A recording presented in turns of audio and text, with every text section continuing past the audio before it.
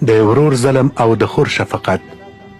څو ورځې وړاندې د کابل ولایت د 10مې حوزې د جنایي جرمونو سره د مبارزې پولیسو هغه ځای کشف کړ چې د خپل ورور لخوا یوه خور 25 کاله په یوه کنډواله کې زنداني شوې وه.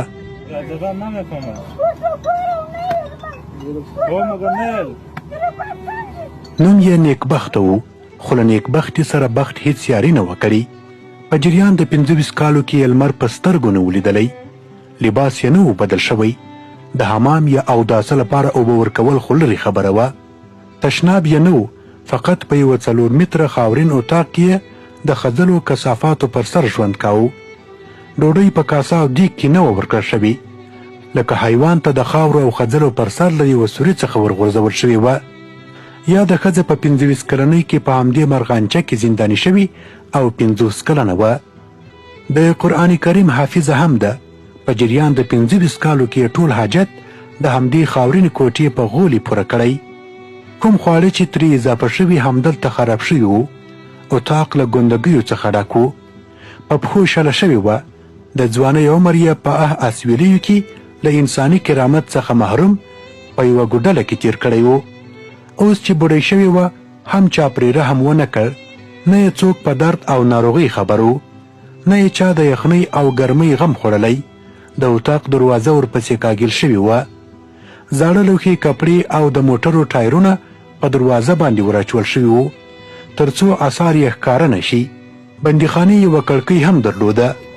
کړکۍ ته هم زړې بړستنې او ډیر پلاستیکونه ورمیخ شوي وو. تر کړکۍ لاندې یو سوری و چې فقط ډوډۍ او د څښاک اوبه ترې ورکول کېدلی شوی. بالاخره دومره ظلم ورسره شوی و چې په تاریخ کې یې ساری نه لیدل کېږي. او داسې چلند به چا له حیوان سره هم نه وي کړی لکه ورور چې له خپلې خور سره کړی. بس د الله تعالی ساتنه ده چې تر دې دمه ژوندۍ پاتې شوې وه، که نه په هغه ځای کې 1 ساعت ژوندۍ پاتې کېدل هم امکان نه لري.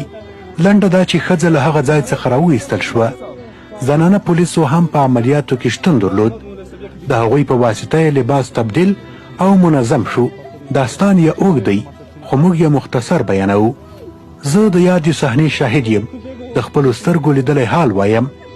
هیڅ چا هغه حالت نه شوای لیدلی او نه یې هم هغه چیغې اورېدلی شوای. جالبه دا ده خو کله چې پولیسو د هغې وحشي ورور یا مجرم او ځوانانو زامنو لاسونو ته ولچک ور واچول، مظلومې خور یې بیا هم په هغه وحشي صفته ورور زړه وسوځېده، کوم چې دا یې په داسې ځای کې بندي کړې وه چې د انسانیت تقاضا نه وه.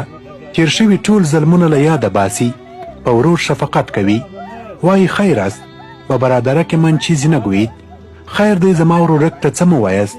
دا خبرې په داسې حال کې کوي چې ټول وجود یې درد او څړیکه څړیکه و. عصبي ناروغي هم ورته پیښه وه. د حوزې د رهبرۍ لخوا یاده ښځه د تداوی په موخه روغتون ته انتقال شوه او مجرمین د قانون منګلو ته وسپارل شول.